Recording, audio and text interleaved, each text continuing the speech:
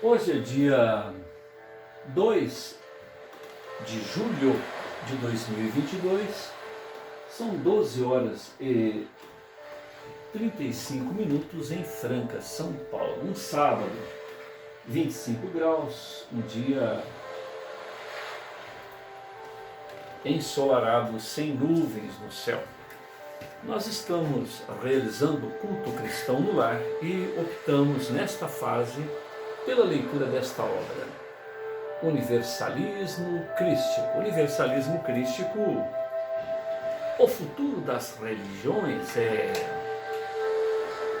um livro profético que procura preparar a humanidade para a visão espiritual do terceiro milênio. Uma busca consciente de espiritualidade, em oposição ao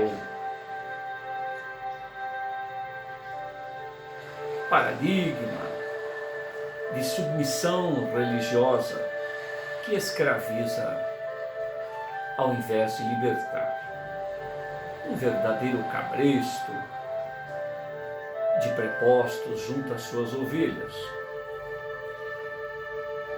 O universalismo crístico adota uma metodologia simples, filosófica, baseada em 3 alicerces principais. O primeiro deles, exarada pela boca do modelo e guia da humanidade, Jesus, filho de José. Amai. Os meus seguidores serão conhecidos por muitos se amarem. Amai-vos uns aos outros, como eu vos amei.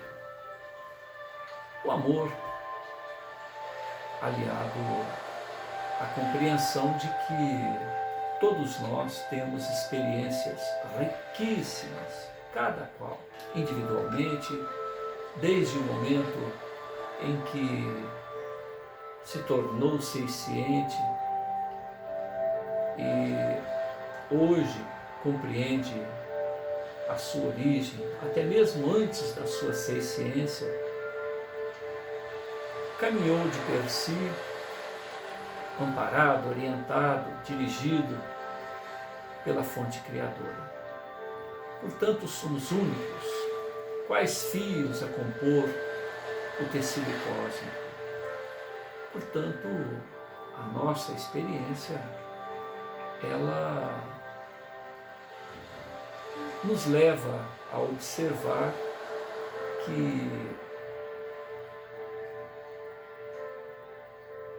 a experiência daquele que caminha conosco, a experiência daqueles com os quais, em determinado momento dessa jornada evolutiva, nos permite parear ombro a ombro.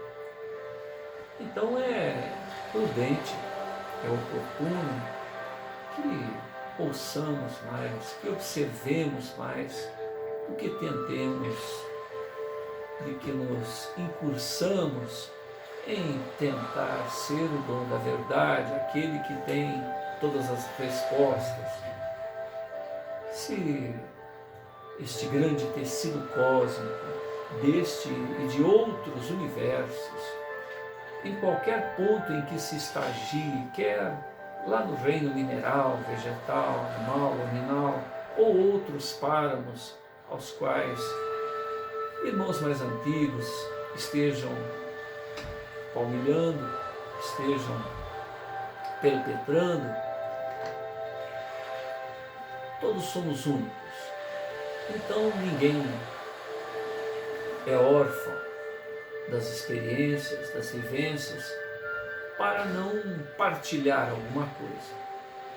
Mas, acima de tudo, se o maior beneficiado é nós mesmos, é mais prudente ouvir, se atentar à experiência do outro, para que aprendamos, porque podemos aprender vivenciando, podemos aprender observando e podemos aprender ouvindo aqueles irmãos que estão tanto mais à nossa frente.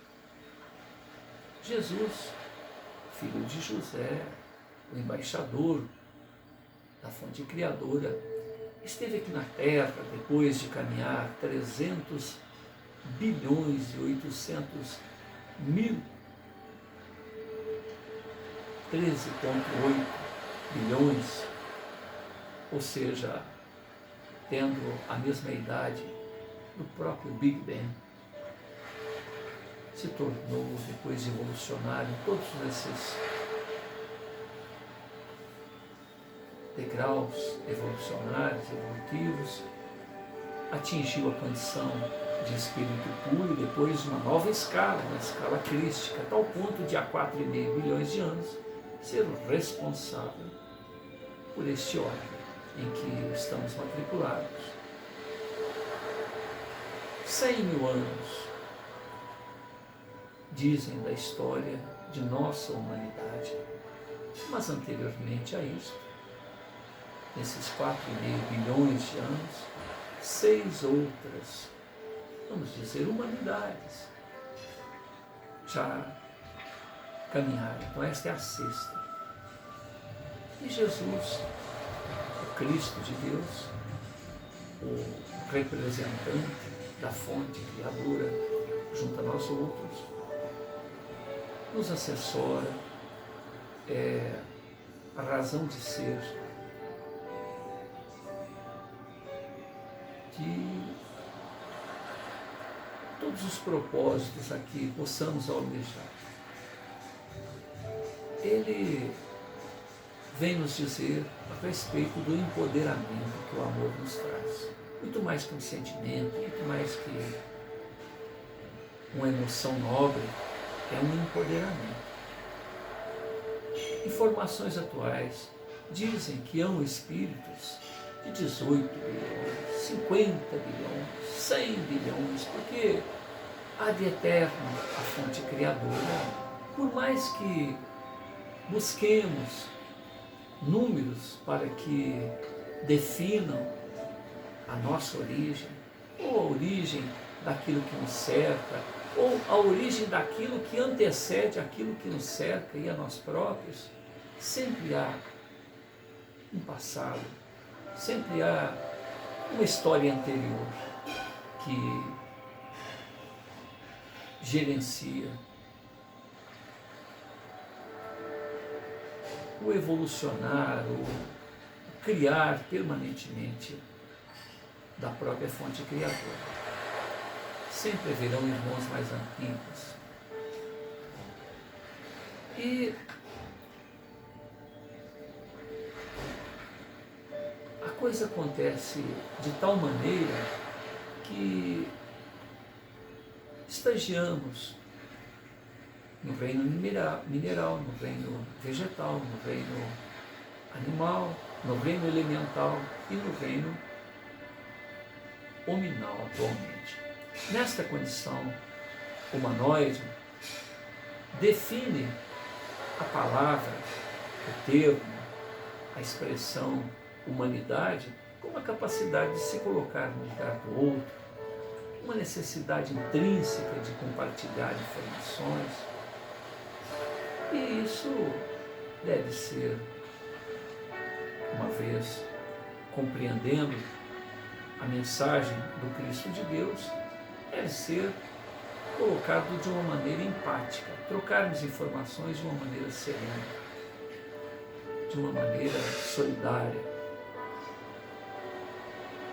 Porque já experienciamos,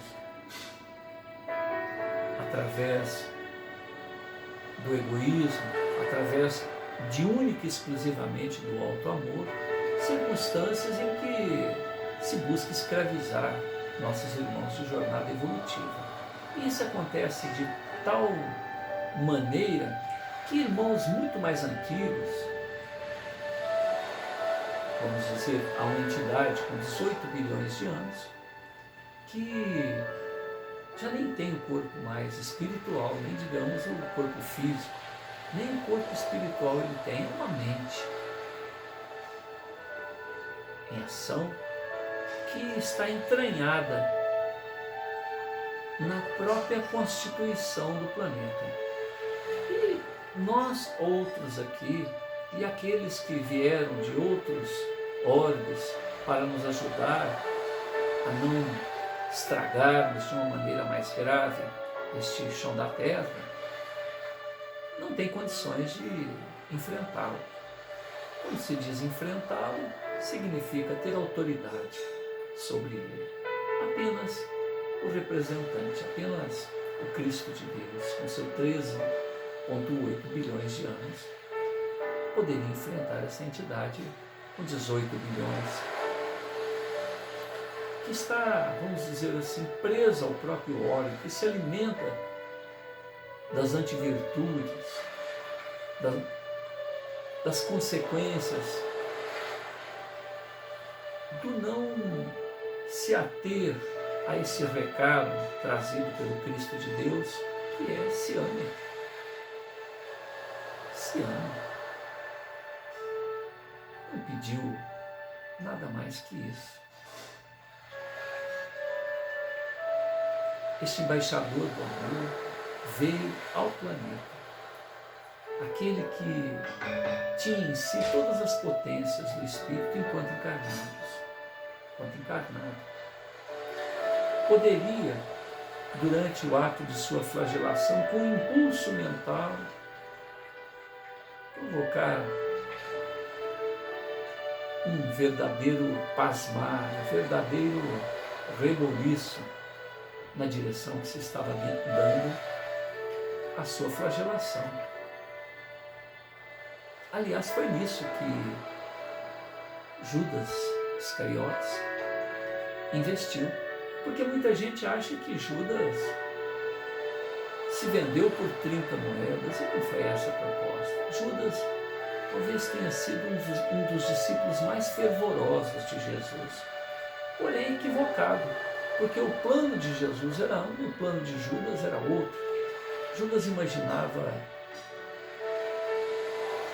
Jesus comandando, sendo um rei, um imperador, um general no chão da terra, no momento em que apresentava o seu projeto existencial, o seu projeto ad eterno para a humanidade presente e aquela que viria, tempos e tempos, evos e evos a seguir.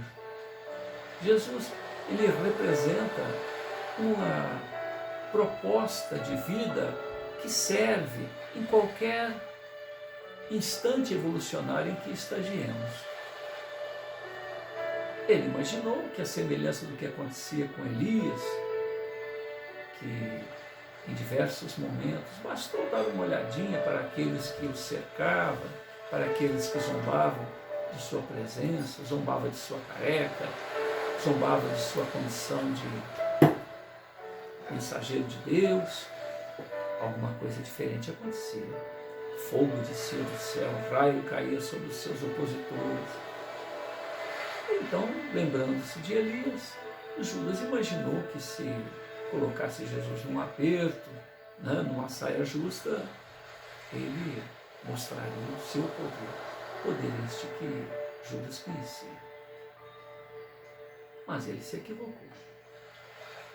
Jesus fez aquilo que deveria ser feito, aquilo que era o seu projeto existencial, porque afinal de contas, se nós formos analisar a história de Jesus, tudo que ele fez, a entrada dele no mundo rico, sem barulho,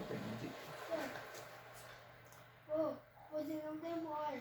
Eu vou demorar um pouquinho, tem que esperar. Você quer sentar perto de mim? Qual foi? Um tantão. Senta aqui perto de mim. Qual foi? 15? Vem cá, senta aqui. Vem cá, senta aqui para a pessoa ver você. Só que você não pode conversar com o vovô, senão atrapalha. Tá bom? Só espera. Pode ser? Sim? Obrigado. Você ajuda o vovô? Obrigado. E neste tríplice aspecto que o universalismo crístico apresenta, então, o primeiro deles está ali, amar, que é o projeto existencial do Cristo de Deus. respeitar a opinião alheia, ouvir mais do que tentar impor ou até mesmo expor o próprio pensamento. A segunda parte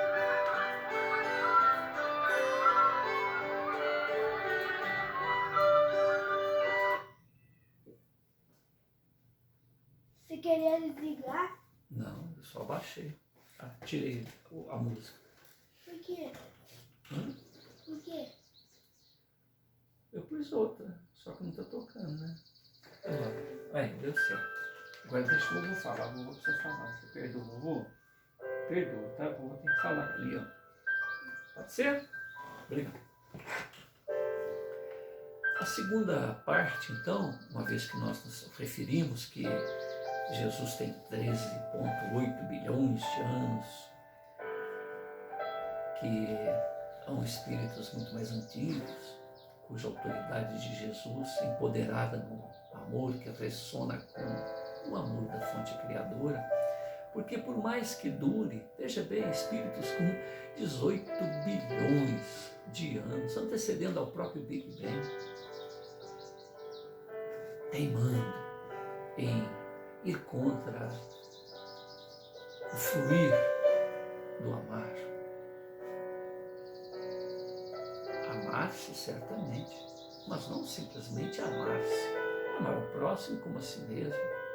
Em gratidão, amar ao Pai, amar a fonte criadora, que nos permite,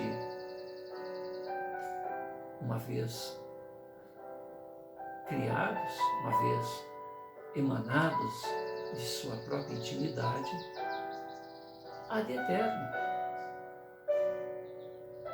E o mais interessante, detentor de um livre-arbítrio. Há mecanismos do eletromagnetismo que agrega antimatéria juntando as outras, cada vez que tentamos nadar contra a corrente. Não atender a este fluxo da vida harmonioso que permitem que nos somemos num sinergismo para que sejamos co-criadores conscientes. Afinal de contas, tudo que existe é para todos nós. Por quê? Sermos células cancerígenas, aqueles que querem destruir o tecido, que querem destruir a harmonia cósmica. Troca de quê? Como? Seres que foram oriundos da mesma fonte, que nos ama, que nos permite o livre-arbítrio, podem, uma vez que cada vez mais vai se empoderando, tentar... Chamando, Bernete, vai lá. Eu queria ver refrigerante. Pode querer destruir toda essa harmonia, construir um império permanente. Tudo que destoa da fonte criadora de seus propósitos tem um caráter temporário. O nosso perispírito, ele vai se sutilizando a tal ponto que nós nos deparemos apenas com a mente, tendo por casa, tendo por moradia todo este universo e até outros universos. Pensamos e estamos lá. Então imaginemos este empoderamento. O tempo, o espaço, a distância não existem mais para seres que atingem este potencial. O Pai está em toda parte ao mesmo tempo. A tal ponto nós sabemos disso que se reconhece que Jesus, que é o embaixador, que é o representante da fonte criadora, nos ouve a todos, nos conhece melhor do que nós mesmos. Isso é uma realidade. E para aqueles outros que não veem em Jesus o representante, veem outros avatares que, na verdade, são embaixadores do embaixador, né? São embaixadores por representante junto a nós outros, em diversas fases, em diversas etapas, em diversos ambientes, mas que trazem a mesma matriz, trazem a mesma mensagem que o próprio CPF, Jesus Filho de José, assim o trouxe em sua condição crística.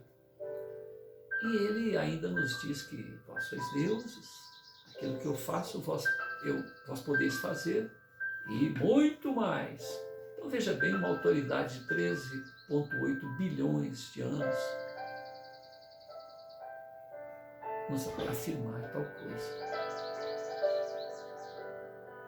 É um convite a nos tornarmos espíritos puros e espíritos crísticos, assumirmos a nossa condição de co-criadores.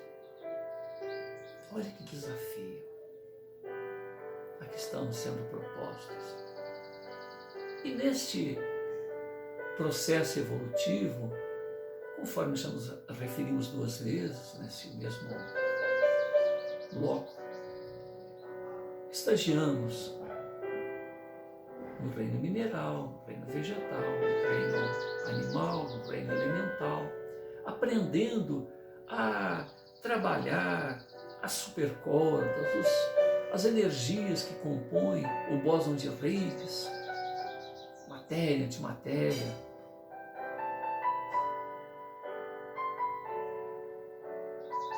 Trabalhando em circunstâncias que compõem a base da manifestação temporária, onde podemos experienciar determinadas circunstâncias que nos alavancam nesse processo evolutivo. Desenvolvemos as várias inteligências por nós mesmos, por mérito próprio, mas tendo como diapasão, como elemento de interação com a fonte primeira, a própria consciência. A necessidade que hoje, já que compreendemos o que representa o amar, com essa essência, analisarmos o que fazemos de nós mesmos, a tal ponto que usamos essa expressão, não fazer aos outros aquilo que não deseja para si próprio. Começamos a compreender a extensão do que representa esses valores. Então, através das leis do eletromagnetismo, que poderíamos utilizar o termo karma positivo, aquilo de bom, aquilo de positivo, aquilo que colabora nesse processo de auxílio recíproco. Hoje em dia, nós temos as experiências de um pesquisador, de um neurocientista, esse senhor aqui, Miguel Nicoleles, que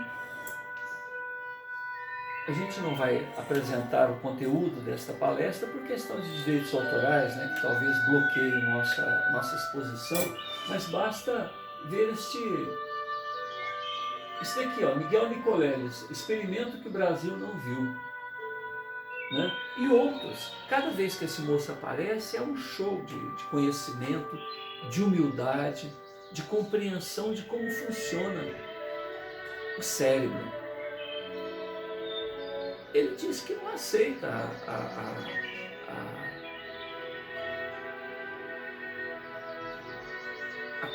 a maneira com que atualmente se mostra os conceitos religiosos.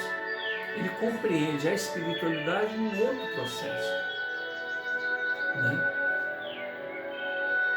Mas, de qualquer maneira, ele desvenda como funciona o pensamento, o ato de pensar.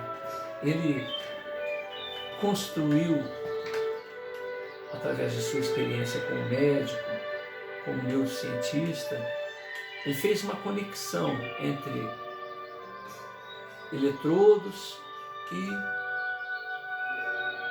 o cérebro, utilizando-se de macacos resos, de ratos e de pessoas que, aí de uma maneira não invasiva, através de toucas contendo eletrodos, de pessoas que têm tetraplegia, que sofreram danos permanentes através da participação em guerras,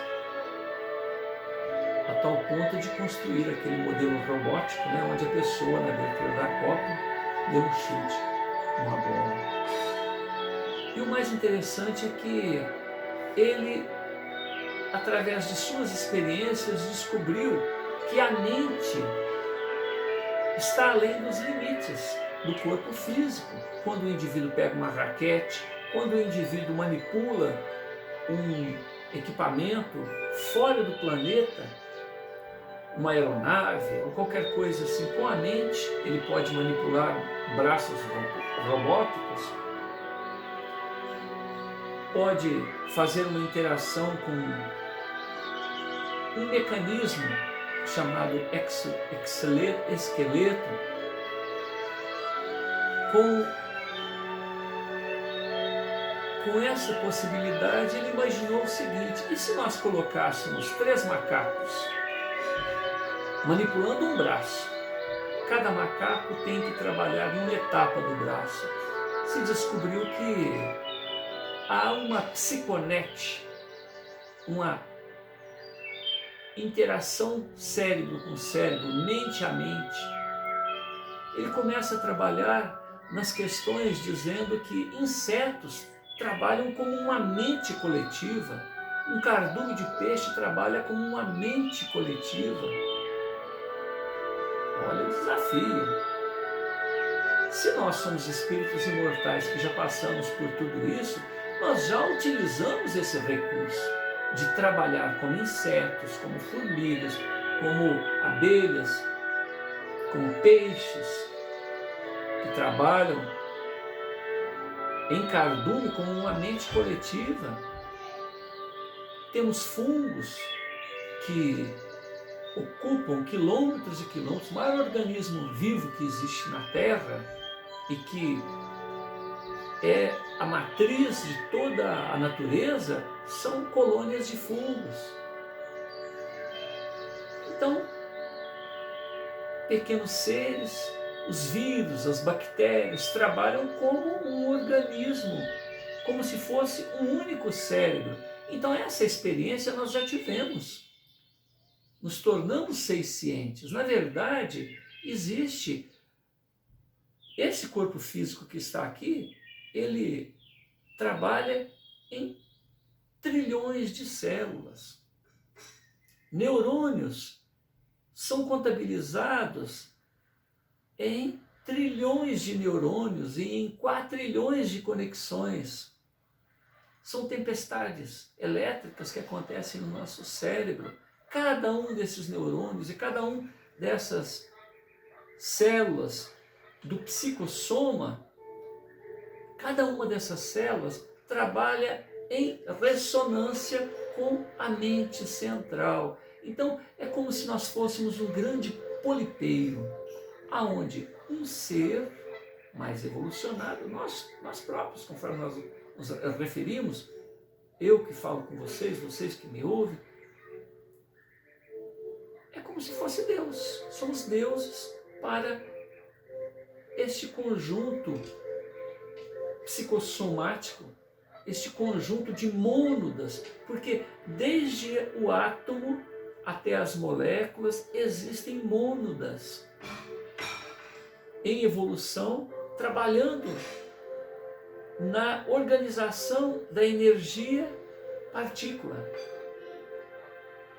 A física quântica começa a rociar esse instante evolucionário, compreender isso daí, o mecanismo em que tudo isso acontece. Ciência é uma criança que está sempre aberta ao novo. E não determinados cientistas agirem como um religioso que formou paradigmas e diz, não, dessa forma não existe isso.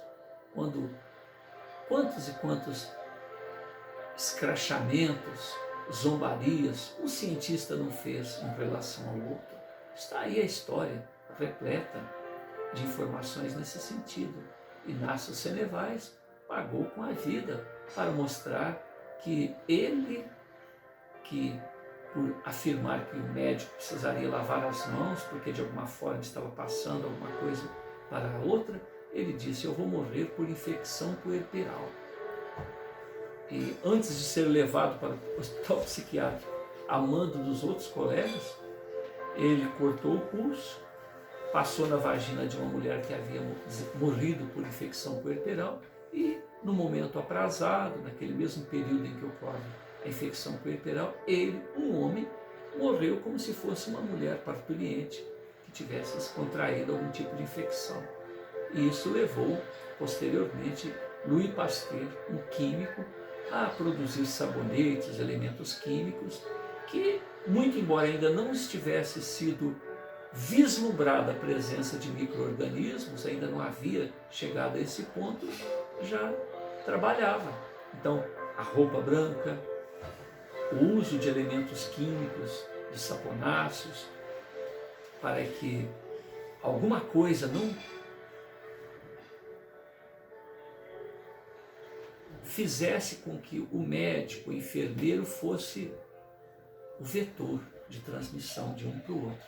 Na época de Inácio Senevais, o necrotério era junto com o próprio hospital. Apenas um biombo separava um do outro ambiente. Uma mulher morria no parto, ia ali para o necrotério, e o médico que saía do necrotério vinha atender uma outra parturiente. Né? Olha que visão de mundo à época. E houve necessidade do sacrifício de Inácio Senevais para que se compreendesse que alguma coisa pequena, alguma coisa que não dava para ser vista a olho nu, fizesse essa... Né? Então, o tempo fez com que os microscópios, que já haviam sido inventados, mas para ver outras coisas, alguém teve a ideia de pegar o olho de boi, a córnea do olho de boi, colocar um caldo de cultura, numa lâmina, então ele com a córnea fez a lamínula e foi possível ver a vida estuante, a vida no microcosmo. E esse caso foi apresentado a uma sociedade de ciências e um dos mais inteligentes disse, eu estou vendo, mas não acredito nessas coisas. Então, se algo mais inteligente for isso, ele reconhece, estou vendo, mas eu não acredito nessas coisas. Imagine-se o resto. E nós estamos falando de cientistas, de uma sociedade corporativa onde pessoas trocavam experiências e apresentavam suas descobertas. Né? O fluido elétrico que passa no corpo do organismo foi apresentado por um dos pesquisadores, onde ele utilizou rãs que, colocadas no sol, né, passou-se um fio no corpo da rã, que foi cortada da cintura para baixo, colocado no fio, e lá no sol a rã manipulava, ficava dançando. Então ele foi zombado pelos colegas. Né? Enfim, de um após outro, o próprio Einstein, falando sobre o aspecto corpuscular da luz, que não foi ele o iniciante disso, mas um outro médico anterior que fez até uma escala, né, para mostrar a interferência construtiva e destrutiva da luz, quando passava por uma dupla fenda. Quase que ele não consegue entrar na Academia de Ciências da Rússia. Né? Então, veja bem como que os próprios cientistas que são renomados, que conseguem um despertar para este ou aquele campo do conhecimento, zombam do outro por não compreenderem a complexidade daquele conhecimento que ele está ali apresentando.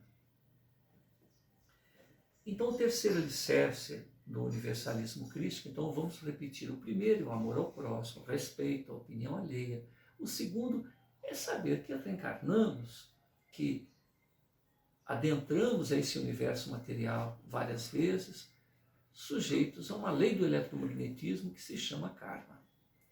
E o terceiro alicerce é justamente estar aberto ao conhecimento. Estando aberto ao conhecimento, nós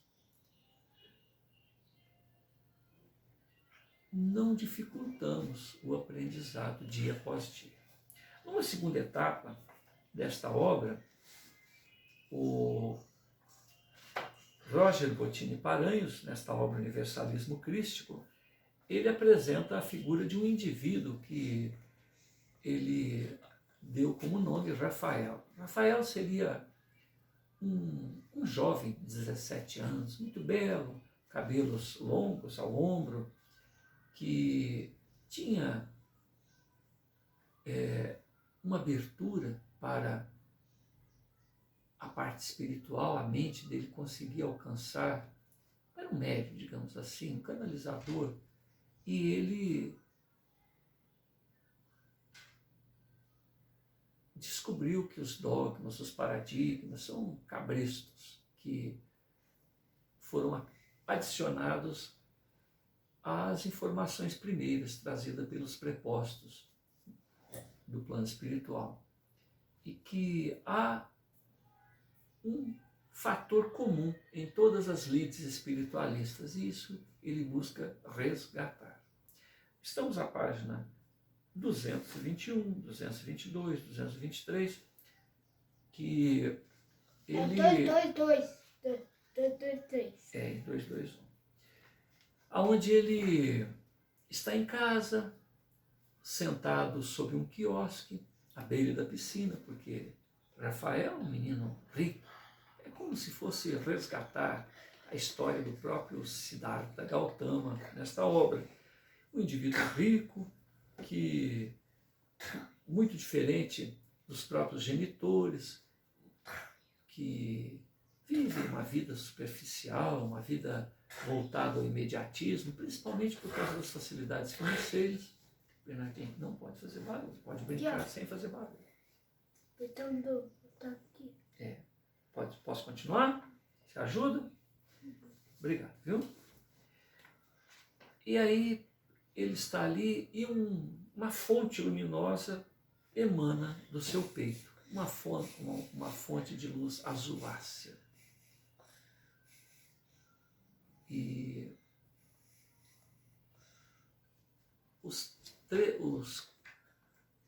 os amigos que o acompanhavam nessa jornada de mostrar esses pontos de vista que nós acabamos de dizer, eles observam aquele fenômeno e tentam imaginar se aquele fenômeno luminoso não seria resultado de uma lantejoula, de uma purpurina, de alguma parte do tecido que estaria refletindo o azuláceo do céu, alguma coisa assim.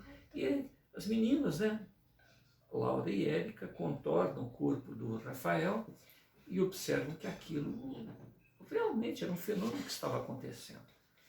Então Rafael convida os amigos, Eduardo, Laura, Érica e Tadeu, né, um outro rapazinho também, todos eles adolescentes, para que fechassem os olhos, para que eles pudessem observar melhor o que realmente estava acontecendo.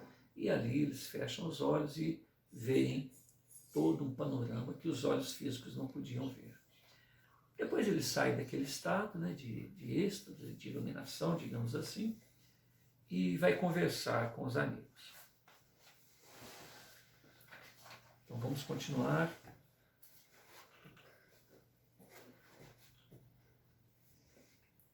Na página 222. Rafael então percebe a presença dos amigos e diz, sem olhar para eles, sem se voltar para eles: os sentidos físicos estão bloqueando a visão espiritual de vocês. Fechem os olhos e perceberão muito mais. Então todos eles, né, Tadeu, Eduardo, Érica, Laura, fecham os olhos, aceitam a sugestão do amigo e após alguns instantes descortinam um novo mundo, reino de luzes, energias maravilhosas. Uma felicidade inenarrável toma de assalto seus corações, como que uma música celeste que invade os ouvidos espirituais daqueles amigos do Rafael, trazendo infinita paz. Pode fazer as coisas sem barulho, pode ser? Barulho de papel. Barulho de cantar, barulho de papel, certo? Eles não sabiam dizer quanto tempo aquela experiência levou, porque os bons momentos passavam rápidos como um relâmpago. Suas almas se enchem de novo ânimo e admiração pela vida. Quantos mistérios existem ocultos aos olhos dos homens comuns. Não podemos dizer, a vida é uma experiência única e cada um possui uma capacidade diferente de percebê-la. Seres que já conquistaram uma experiência ou uma consciência mais ampla enxergam mais além. Vivem a vida de uma forma mais intensa, mais plena. Depois desta mágica experiência, Rafael se ergue e vai receber os amigos com um fervoroso abraço. Hoje eu me sinto muito feliz. Parece que minha mente, meu coração não possuem fronteiras. Cada vez mais percebo que não há distância ou impossibilidade para a manifestação da alma. Rafael suspira, olha a frondosa árvore ao lado e conclui: não existem limites para a manifestação de nosso espírito imortal. Nada nos é impossível. É só uma questão de tempo para atingirmos a perfeição, nos tornarmos espíritos com poderes absolutos para contribuir integralmente com a obra do Criador. Os seus amigos, então, ficam atônitos com aquelas palavras de Rafael. Certamente sabiam das potencialidades espirituais do amigo. Aquela luz azul, os pássaros que se aproximaram daquele São Francisco do terceiro milênio. Então viveram aquela experiência que os impressionaram de forma especial. Principalmente Laura, que estava menos acostumada com aquele perfil meditativo, majestoso do colega de escola. Érica observa em silêncio, magnetizada pela aura de amor. E a beleza física tomava um aspecto secundário, a beleza física de Rafael, frente à força sublime daquela alma cândida, humilde. Mesmo ele estando sem camisa, não era isso que, olha, Rafael estava sem camisa e havia aquele brilho no peito dele, um brilho azuláceo. E eu comentando que poderia ser uma lantejoula, uma purpurina, né? Então, lembrando que eu não li esse livro antes, eu estou acompanhando junto com vocês. Não era isso que despertava a atenção naquela admirável menina. Em almas iluminadas, o amor nasce de outra fonte, que não aquela que a humanidade está acostumada. São sentimentos que somente aqueles que já descobriram a luz podem perceber, podem vivenciar, pois transcende aos instintos humanos. Quando duas almas assim se encontram por serem raras, se banham de uma felicidade que lhes parece eterna. Rafael convidou os amigos para se sentarem nas poltronas do amplo quiosque, não sem antes dirigir a Laura com imenso carinho. Laura, fico feliz se você estar em minha casa. Então ela sorri e, meio sem jeito, diz: desculpe ter vindo sem ser convidada. Mas Tadeu insistiu. Rafael sorri, abraça e diz, olhando para Tadeu: os amigos de meus amigos sempre serão recebidos de portas abertas. Todos então se sentam confortavelmente enquanto Rafael serve a todos um copo de suco. Érica, sempre curiosa, pergunta em voz suave: Rafael, você estava meditando, estava refletindo a respeito do quê? Rafael para de servir e responde imediatamente: e você? Érica sentiu um imenso calor percorrer no seu corpo, um ligeiro frio na barriga, sua respiração ficou presa, o coração bate descompassado. O seu rosto fica rosado, um sorriso incontrolável de felicidade a toma de assalto. Mas antes que ela se manifeste, ele prossegue para não deixá-la encabulada, com aquela implícita declaração de amor. Ah, tá. Ah, entendi. Não é e você, é em você. Então aquele sentimento, aquela aura, aquela coisa que eles estavam percebendo, você estava pensando em quê? Em você. Então ele está fazendo uma declaração de amor para a Érica. Eu pensava em todos vocês, meus amigos, eu meditava sobre a importância do amor, da amizade, para construirmos um mundo melhor. O amor é triste. Como é triste ver que a humanidade ainda não descobriu esse sentimento de forma plena, equilibrada. Nada é mais importante que amar aos semelhantes, de coração, sem esperar nada em troca.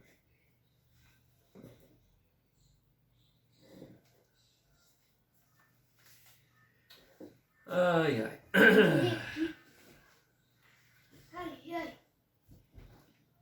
E é isto. Como é triste ver a humanidade que ainda não descobriu esse sentimento de forma plena e equilibrada. Nada é mais importante que amar os semelhantes, de coração, sem esperar nada em troca. Jesus resumiu muito bem esse estado de alma. Pena que a humanidade, em sua época, e agora também está distante de compreender este nobre sentimento. E digamos hoje com a física quântica, né, que já roceia esta realidade, o empoderamento do amor. Mas enquanto o ego sufoca os valores da alma, o homem não compreenderá verdadeiramente o amor. Nós paramos a página 224 e vamos continuar. Comecinho da página 224, vamos continuar na próxima leitura. Senhor Jesus, vem cá, Bernardinho, senta perto do outro, vem cá, por favor. Vem, rapidinho, vai. Vai, Bernardo. Você estava em página o quê? Agora 224. Você Senta aí, você vai ajudar o vovô a fazer a prece. Vem cá. Você faz a prece para mim, por favor? Comece. Não consigo. Então vai, eu falo, você continua, pode ser? Você ajuda? Pai nosso. Não, fala altão, senão não grava. Obrigada. Seja o vosso nome, venha a nós o vosso reino, seja feita a vossa vontade, assim na terra, o pão de cada dia, nos dai hoje e sempre. Protege todas as famílias do mundo, protege todas as pessoas e permita que nós possamos estar sempre em sintonia contigo, Jesus, em sintonia com o Pai do Céu, para que o melhor aconteça em todas as nossas vidas. Muito agradecido por tudo. Que os amigos espirituais, Hermes Trismegisto, que é o autor desta obra, Akhenaton, que é, segundo Pedro Augusto, a reencarnação de Hippolyte Léon Denis Rivail, posteriormente, né? Que nós possamos ter junto a esta gravação as energias espirituais para que o melhor de nós desperte, que mais do que as nossas palavras, os nossos embaraços, os nossos equívocos individuais, essa mensagem que nós rogamos a esses amigos espirituais incorporem nessa gravação possa chegar ao coração de todos e que nós possamos saber que este desafio da vivência do empoderamento do amor é para todas as horas, momentos de alegria, momentos de grandes desafios, enfim, é uma realidade a ser incorporada em todos os instantes da vida. Que nós possamos ser a proposta do Cristo, vivenciada hoje, amanhã e em todos os instantes de nosso existir ad eterno. Obrigado.